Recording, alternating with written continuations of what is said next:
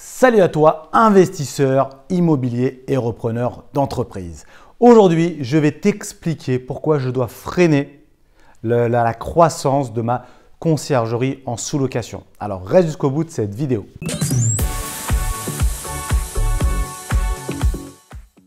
Allez, à la fin de cette vidéo, tu comprendras les erreurs à ne surtout pas faire en conciergerie pour faire de la sous-location. Et ce que je vais t'apporter dans cette vidéo, c'est comprendre les problèmes qu'il y a sur le terrain quand tu ouvres une conciergerie. Mais si tu ne l'as pas encore fait, abonne-toi à cette chaîne YouTube juste en dessous. Tu cliques, tu t'abonnes, comme ça tu ne manqueras aucune de mes prochaines vidéos. Bon, avant d'aller plus loin, je vais remettre dans le contexte. Donc aujourd'hui, j'ai une conciergerie que j'ai ouverte il y a 6-8 mois. J'ai déjà 15 appartements. Et là aujourd'hui, mon problème principal, ce n'est pas de trouver plus d'appartements. Bien au contraire, je dois freiner pour ne plus en prendre pour l'instant. Je vais t'expliquer pourquoi, mais avant toute chose, tu as deux solutions pour me rejoindre. Soit tu me rejoins sur le groupe privé pour investir dans un immeuble de rapport sur Facebook en dessous, ou alors sur le groupe repreneur d'entreprise sur Facebook, juste en dessous. D'accord? Donc, comme je te disais, mes plus grandes problématiques ne sont pas de faire croître le chiffre d'affaires, ce n'est pas de trouver plus d'appartements en sous-location. C'est dans un premier temps un problème justement qui est lié à la croissance. En fait, je vais trop vite. Et oui, c'est marrant à dire, mais c'est une grosse problématique que énormément d'entrepreneurs, parce que là je parle pour la conciergerie en sous-location, mais c'est valable pour tout type d'entreprise. Ce que je vais t'expliquer, c'est que souvent, on fait une erreur quand on veut ouvrir une entreprise, c'est qu'on veut faire le plus de chiffre d'affaires possible. C'est l'objectif de tout le monde, bien sûr, c'est sûr. Mais le problème avec ça, c'est que parfois ça va trop vite. Et quand ça va trop vite, le problème, c'est qu'on n'a pas le temps de bien sceller les fondations, de bien… En fait, tu as un nouveau client, donc là en l'occurrence, c'est un nouvel appartement. Ensuite, il faut avoir le temps de faire l'ameublement, ensuite il faut avoir le temps de faire les annonces, ensuite il faut avoir le temps de trouver une femme de ménage et ainsi de suite. Ensuite, je vais t'expliquer les problématiques, mes plus grosses problématiques pour la conciergerie. Mais d'abord, je finis là-dessus. Et ce que je veux dire, c'est que en fait, ce qui se passe là, je vais te schématiser, c'est comme si que je construisais une tour et en fait, je construisais une tour en fait un peu comme une tour de Pise en fait. Donc en fait, ça tient, hein, ça tient en fait. Au lieu d'être bien assise, bien fondée en fait, comme du coup, on n'a pas le temps, ça va tellement vite les nouveaux appartements qu'on n'a pas le temps de bien gérer toutes les problématiques liées à tous ces appartements-là. Donc du coup, en fait, on grossit, mais on est bancal.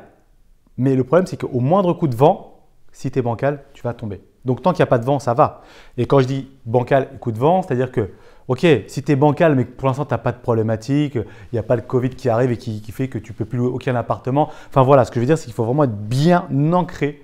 Dans toutes les entreprises, c'est le même constat. Et là, ma problématique, elle est la suivante.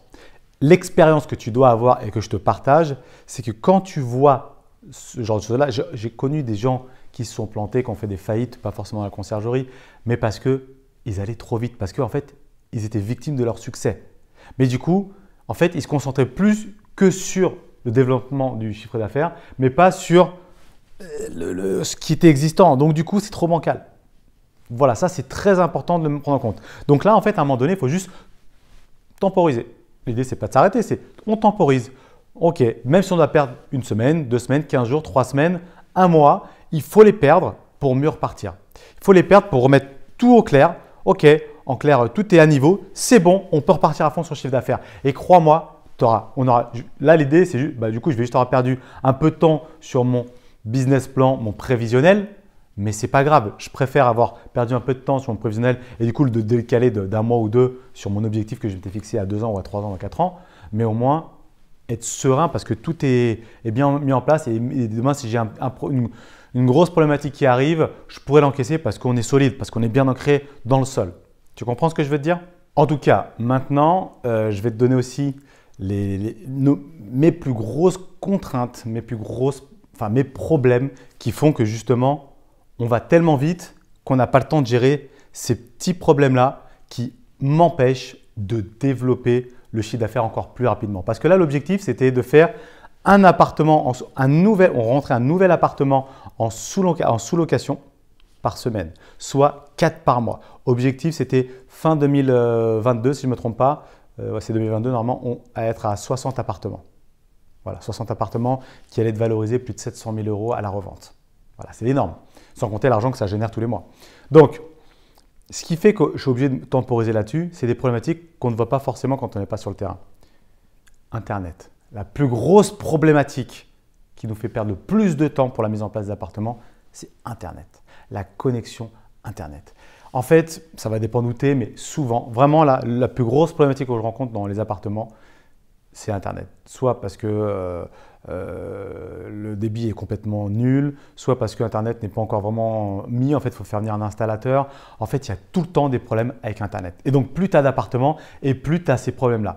Donc, du coup, c'est des problèmes en fait que c'est un peu saoulant. Tu trouves que c'est plus important de faire le chiffre d'affaires que s'occuper de ça. C'est vrai, mais en réalité, non. Par contre, c'est sûr que quand tu as des grandes équipes et que tu peux te le permettre, bah, tu mets quelqu'un à s'occuper de ça et là. Mais là, comme c'est une création, on ne peut pas faire tout ça en fait. Et c'est pour ça qu'on est au four au moulin.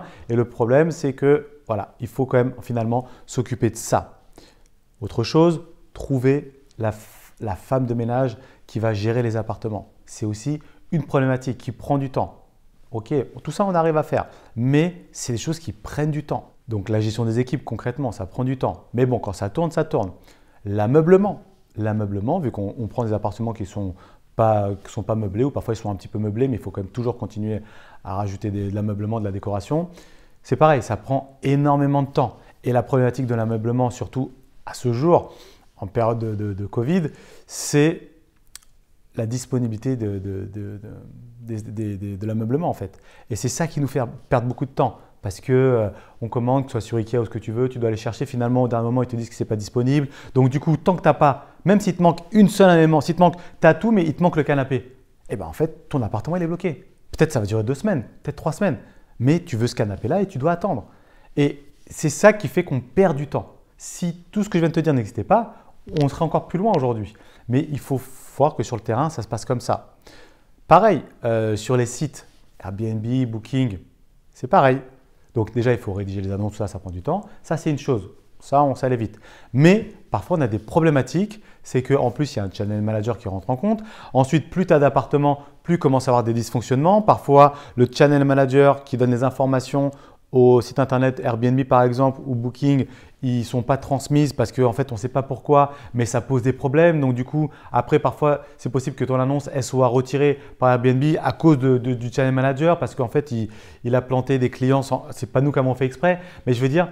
Et après, du coup, ça nous donne des mauvaises notes. Donc en fait, ça devient parfois complexe. Et donc du coup, il faut retraiter ça. Et en fait, si tu veux aller trop vite, bah, tu mets ça un petit peu de côté. Donc, du coup, tu as un appartement qui est pas encore qui est à moitié bloqué. Mais du coup, tu dis, bon, attends, j'ai des choses plus importantes à faire. Mais finalement, après, tu as cet appartement qui est bloqué. Tu as l'autre parce qu'il n'y a pas l'ameublement. Tu as l'autre parce qu'on n'a pas trouvé la femme de ménage. Tu as l'autre parce que… Tu comprends. Et du coup, toi, tu es concentré que sur ton développement de chiffre d'affaires parce que tu sais que tu arrives à le trouver, par contre, les appartements, les nouveaux appartements.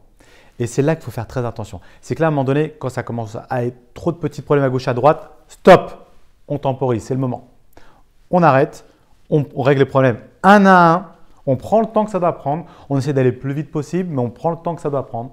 Et une fois que c'est remis au clair, les problèmes sont effacés, là, on fonce de nouveau. Voilà ce que je voulais te partager sur les problèmes de la conciergerie. Donc voilà, la prochaine vidéo que je te ferai, bah, certainement que j'aurai déjà peut-être 20, 25, 30 appartements. Je ne sais pas encore, mais je te redirai ça, on verra bien où on en sera. En tout cas, voilà, la conclusion de tout ça, c'est ma destination, c'est les 60 appartements. C'est mon objectif, c'est ma destination, c'est ma route. D'accord? C'est comme quand tu dois aller à un endroit. Tu dois aller chez un ami, normalement tu en as pour 1 heure. Tu as une destination, tu sais que c'est là-bas. C'est possible que sur la route, tu as à un moment donné des travaux ou un accident et du coup tu vas devoir bifurquer, prendre une autre route. Tu vas toujours au même endroit, mais tu vas devoir prendre une autre route. Et au lieu de mettre 1 heure, tu vas peut-être mettre 2 heures ou peut-être 3 heures. Et là, c'est le même principe. C'est-à-dire que l'objectif, il est toujours le même. C'est juste que finalement, j'ai peut-être une petite bifurcation à prendre. C'est-à-dire prendre plus de temps sur… Voilà. Donc, vaut mieux prendre un peu plus de temps, mais être sûr d'arriver au bon endroit. Ça, c'est très important à prendre en compte. D'accord? Alors, n'oublie pas que tu peux te former gratuitement sur cette chaîne YouTube, mais tu peux également aussi te former sur des formations payantes. Il y a 2 académies, une académie pour la reprise d'entreprise et une académie pour les investissements immobiliers. Voilà, n'hésite pas à me demander si tu veux. Pour l'instant, c'est encore disponible en message privé ou par mail ou par Facebook, Messenger, ce que tu veux. Fais-le moi savoir si ça t'intéresse. À bientôt!